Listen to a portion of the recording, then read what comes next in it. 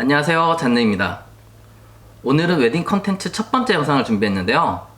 웨딩 컨텐츠 첫 번째 영상은 바로 웨딩밴드 투어입니다. 제가 여자친구에게 프로포즈를 하고 나서 제일 먼저 했던 것은 웨딩홀 예약이었고요. 그 다음으로 바로 준비를 했던 게 웨딩밴드였습니다. 웨딩밴드를 좀 빠르게 준비했던 이유가 지금은 좀 어떨지 모르겠는데 올해 상반기에 웨딩밴드를 알아볼 때 일부 해외 주얼리 브랜드 같은 경우에는 오더를 넣어도 최장 한 4개월 정도는 대기를 해야 될 수도 있다 그래서 좀 여유 있게 준비를 하려고 빨리 준비를 했고요. 6월 달에 많은 브랜드들을 돌아다니면서 이렇게 견적들을 받아봤었는데요. 지금 영상 촬영일 기준 11월 달에는 6월 달 대비 거의 대부분의 브랜드들이 5%에서 10% 정도 가격 인상을 했더라고요. 그래서 11월 달 가격 기준으로 여러 가지 웨딩밴드 브랜드들의 대표 모델들을 살펴보면서 마지막으로 제가 선택한 웨딩밴드까지 소개를 시켜드리도록 하겠습니다. 저랑 여자친구가 웨딩밴드를 선택한 기준을 먼저 말씀드리면 첫 번째는 유행을 타지 않는 클래식한 디자인인 것, 두 번째는 우리 둘에게 모두 잘 어울리는 핑크 골드 컬러의 것, 세 번째는 너무 볼드하지 않고 편안하고 당연하게 잘 어울리는 반지를 고르자였습니다. 저희 둘이 같이 가졌던 기준은 이 세 가지고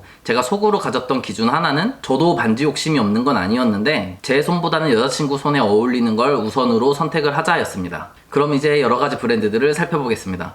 첫 번째 브랜드는 까르띠에입니다.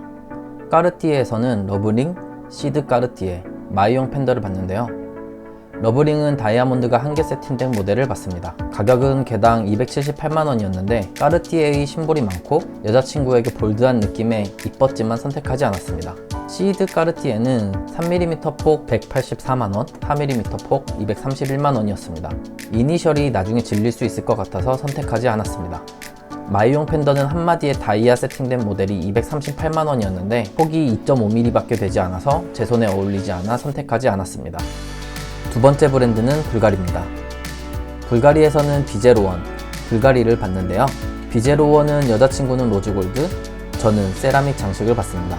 각각 185만원, 211만원이었는데 제 손에는 잘 어울렸지만 여자친구에게 너무 두꺼워서 선택하지 않았습니다.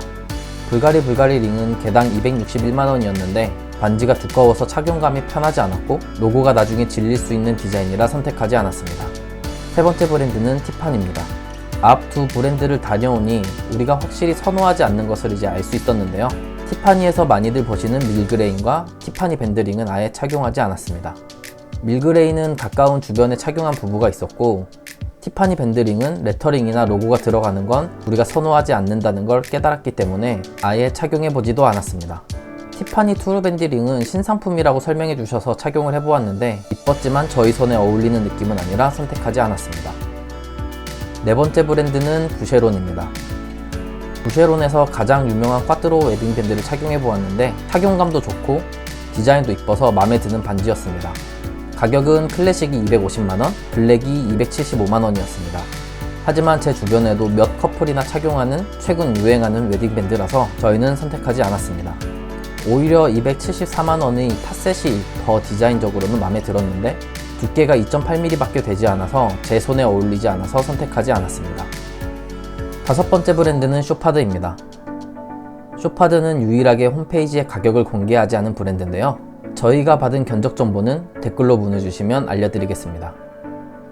저는 미디엄 사이즈의 다이아가 1개 세팅된 반지로 여자친구는 미니 플레인과 미니의 다이아가 11개 세팅된 반지로 보았는데 착용해보니 깔끔하고 이뻤으나 큐브 사이사이에 이물질이 낄 수도 있을 것 같은 느낌에 선택하지 않았습니다. 여섯 번째 브랜드는 쇼메입니다. Be My 러브링은 288만원의 하프 파셀이 세팅된 육각 모양의 반지인데요. 디자인은 이뻤으나 제 손에 어울리지 않아서 선택하지 않았습니다. 이쯤 되니 제 손이 문제인 것 같네요. 일곱 번째 브랜드는 샤넬입니다. 샤넬에서는 샤넬의 퀼팅 패턴이 들어간 코코 크러쉬 모델을 보았는데 여자친구는 얇은 187만원짜리 모델을, 저는 두꺼운 345만원짜리 모델을 보았습니다. 지금까지 제 손에 껴본 반지 중에 제일 두꺼운 반지라 두께감은 마음에 들었지만 반지 안쪽이 다 채워져 있지 않고 비어있는 반지여서 착용감이 그렇게 좋지 않았고 선호하는 형태가 아니기 때문에 선택하지 않았습니다. 마지막으로 저희가 선택한 그라프입니다. 다른 브랜드들에 비해 생소하실 수 있는데 하이주얼리 브랜드로 다이아나 보석 반지가 유명한 브랜드입니다. 저희는 그라프의 창립자 로렌스 그라프의 이름을 딴 로렌스 그라프 시그니처 밴드를 선택했습니다. 다이아 팟셋의 형상을 세밀하게 가공하여 만든 반지로 착용하자마자 편하고 이쁜 디자인 때문에 이 반지로 결정하게 되었습니다. 여자친구는 다이아가 세팅된 반지를 할까 말까 고민을 했었는데 다이아 반지는 저희 어머니께서 따로 해주실 예정이어서 저랑 같은 모양의 얇은 플레인 반지를 선택했습니다.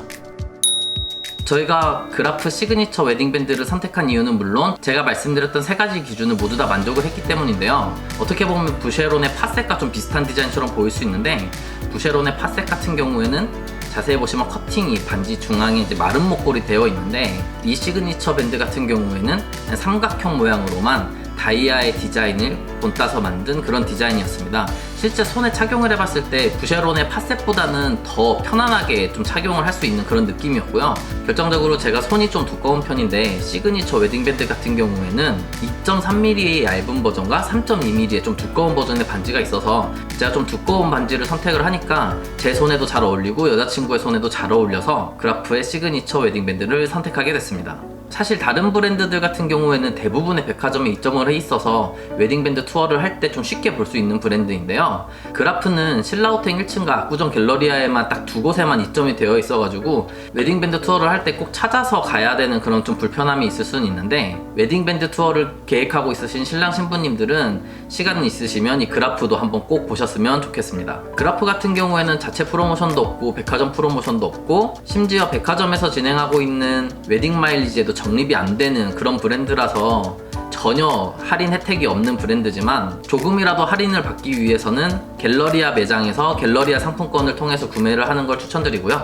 웨딩밴드 투어를 하고 보니 우리가 나름의 기준을 가지고 여러 가지 반지들을 본다고는 하지만 실제로 착용을 해봤을 때 우리 손에 잘 맞는지랑 이 편안함을 느끼는 정도가 우리가 생각하는 것과는 다르더라고요. 그래서 꼭 최대한 많은 브랜드를 방문해서 최대한 많은 종류의 반지를 껴보시고 본인들의 손에 잘 맞고 이쁜 반지를 고르시면 좋을 것 같습니다. 오늘 제가 준비한 영상은 여기까지고요. 다음번엔 예물시계 컨텐츠로 돌아오겠습니다. 감사합니다.